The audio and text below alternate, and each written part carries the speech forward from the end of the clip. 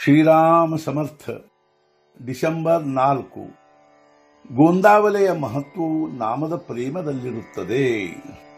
ಯಾವ ರೀತಿಯಾಗಿ ತಂದೆಯು ಬ್ಯಾಂಕಿನಲ್ಲಿ ಹಣವಿಟ್ಟು ಅದರ ಬಡ್ಡಿಯು ತನ್ನ ಪಶ್ಚಾತ್ ತನ್ನ ಮಗನಿಗೆ ಪ್ರಾಪ್ತವಾಗಬೇಕೆಂಬ ವ್ಯವಸ್ಥೆ ಮಾಡುತ್ತಾನೆಯೋ, ಅದರಂತೆ ಯಾರ ಬುದ್ಧಿಯು ಭ್ರಷ್ಟವಾಗಿರುತ್ತದೆಯೋ ಅವರಿಗೆ ಮರಣಕಾಲದಲ್ಲಾದರೂ ಸದ್ಬುದ್ಧಿಯ ಬಡ್ಡಿ ಸಿಗಬೇಕೆಂದು ನಾನು ಗೋಂದಾವಲೆಯಲ್ಲಿ ಸಾಕಷ್ಟು ಬಂಡವಾಳ ಇಟ್ಟಿರುತ್ತೇನೆ.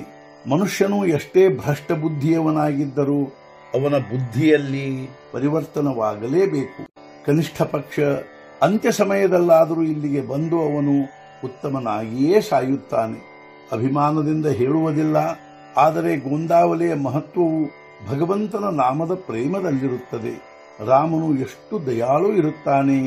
ಅವನ ನಾಮದ ಪ್ರಸಾರವಾಗಬೇಕೆಂದು ನಾನು ಅವನ ಹೆಸರಿನಲ್ಲಿ ಸಂತೆ ಹೂಡಿರುತ್ತೇನೆ. ಮೊದಲು ನನ್ನ ಸರಕು ಮಾರುತ್ತದೆಯೋ ಅಥವಾ ಇಲ್ಲವೋ ಎಂದು ಅನಿಸುತ್ತಿತ್ತು. ಆದರೆ ರಾಮನು ದೊಡ್ಡ ಕೃಪೆ ಮಾಡಿದನು. ಹಾಗೂ ಬಹಳಷ್ಟು ಜನರು ನಾಮಕ್ಕೆ ಹತ್ತಿದರು. ಪ್ರತಿಯೊಂದು ಊರಿಗೂ ಬೇರೆ ಬೇರೆ ಹೆಸರು ಇರುತ್ತದೆ. ಹಾಗೆ ನೋಡಿದರೆ ಎಲ್ಲ ಊರುಗಳು ಒಂದೇ ಪ್ರಕಾರವಿರುತ್ತವೆ. ಮನೆ, ಮಾರು, ಗೋಡೆ, ಶಾಲೆ, ಧರ್ಮಶಾಲೆ, ಚಾವಡಿ ಇವು ಪ್ರತಿಯೊಂದು ಊರಿನಲ್ಲಿಯೂ ಇರುತ್ತವೆ. ಆದರೆ ಪ್ರತಿಯೊಂದು ಊರಿನದು ಏನಾದರೊಂದು ಮಹತ್ವ ಇದ್ದೇ ಇರುತ್ತದೆ. ಗೋಂದಾವಲೆಯಲ್ಲಿ ದುಡ್ಡಿನ ಉತ್ಪತ್ತಿಯಾಗುವುದಿಲ್ಲ, ಆದರೆ ಇಲ್ಲಿ ನಾಮದ ಬೆಳೆ ಹುಲುಸಾಗಿ ಬೆಳೆಯುತ್ತದೆ. ನಾನು ಯಾವಾಗಲೂ ಎಲ್ಲಿ ಏನು ಬೆಳೆಯುತ್ತದೆಯೋ ಅಲ್ಲಿ ಅದನ್ನೇ ಬಿತ್ತಿರಿ ಎಂದು ಹೇಳುತ್ತಿರುತ್ತೇನೆ. ಇಲ್ಲಿಯ ಯಾವುದೇ ಭಕ್ತನು ಎಲ್ಲಿಯಾದರೂ ಕಂಡರೆ ಅವನ ವರ್ತನೆಯಿಂದಲೇ ಅವನು ಗೋಂದಾವಲೆಯ ಭಕ್ತನಿರಬೇಕೆಂದು ತಿಳಿಯಬೇಕು. ಅವನ ಬಾಯಿಯೂ ಅಲುಗಾಡುತ್ತಿರುತ್ತದೆ, ಬಾಯಿಂದ ಭಗವಂತನ ನಾಮ ನಡೆದಿರುತ್ತದೆ. ಇದನ್ನು ನೋಡಿ ಅವನು ಇಂಥ ಗುರುವಿನ ಶಿಷ್ಯನಿರಬೇಕೆಂದು ತಿಳಿಯಬೇಕು. ಮಗನು ತಂದೆಯ ಕೀರ್ತಿಯನ್ನು ಹೇಳಬಾರದು, ಅದು ಮಗನ ಕೃತಿಯಿಂದಲೇ ತಿಳಿದು ಬರಬೇಕು ಎಂದು ಅನ್ನುತ್ತಾರೆ. ಆದ್ದರಿಂದ ಈಗ ನೀವು ಒಂದೇ ಒಂದು ಮಾಡಿರಿ. ಶ್ರೀರಾಮನಿಗೆ ನಮಸ್ಕರಿಸಿ ಮನಃಪೂರ್ವಕ, ರಾಮ ನಿನ್ನ ಪ್ರೇಮ ಕೊಡು, ನಾವು ಅಖಂಡ ನಾಮದಲ್ಲಿರೋಣ, ಪ್ರಾರಬ್ಧದ ಭೋಗಗಳನ್ನು ಆನಂದದಿಂದ ಅನುಭವಿಸೋಣ, ಹಾಗೂ ನೀನು ಇಟ್ಟದ್ದರಲ್ಲಿಯೇ ಆನಂದ ಹೊಂದೋಣ. ನಿನ್ನ ಮಧುರ ನಾಮವನ್ನು ನಾವು ಯಾವಾಗಲೂ ಹೃದಯದಲ್ಲಿಟ್ಟುಕೊಳ್ಳೋಣ ಎಂದು ಪ್ರಾರ್ಥಿಸಬೇಕು. ರಾಮನು ನಿಶ್ಚಿತವಾಗಿ ಕೃಪೆ ಮಾಡದೇ ಇರಲಾರನು.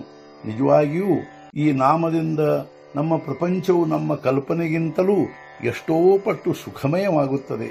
ಯುದ್ಧ ಮಾಡುವುದು ಅರ್ಜುನನ ಕರ್ತವ್ಯವಾದ್ದರಿಂದ ನೀನು ನನ್ನ ಸ್ಮರಣೆಯೊಂದಿಗೆ ಯುದ್ಧ ಮಾಡು ಎಂದು ಭಗವಂತನು ಹೇಳಿದನು. ಈಗ ನೌಕರಿ ಅಥವಾ ಪ್ರಪಂಚ ಮಾಡುವುದು ನಮ್ಮ ಕರ್ತವ್ಯವಾಗಿರುತ್ತದೆ. ನಾವು ಅದನ್ನೇ ಭಗವಂತನ ಸ್ಮರಣೆಯಲ್ಲಿ ಮಾಡೋಣ. ನೀತಿ ಧರ್ಮದ ಆಚರಣೆ ಹಾಗೂ ಪ್ರಾರಬ್ಧದಿಂದ ಪ್ರಾಪ್ತವಾದ ಕರ್ಮಗಳನ್ನು ಭಗವಂತನ ಸ್ಮರಣೆಯಲ್ಲಿ ಮಾಡುವುದೇ ಸರ್ವಧರ್ಮಗಳ ಶಾಸ್ತ್ರಗಳ ಸಾರವಾಗಿರುತ್ತದೆ. ನಾವು ಸಕ್ಕರೆ ತಿಂದರೆ ಸಿಹಿ ಹತ್ತುತ್ತದೆ, ಅದರಂತೆ ಮಧುರ ಶಬ್ದಗಳನ್ನು ಮಾತನಾಡಿದರೆ ಮಧುರ ಶಬ್ದಗಳೇ ಕೇಳಲು ಸಿಗುತ್ತವೆ.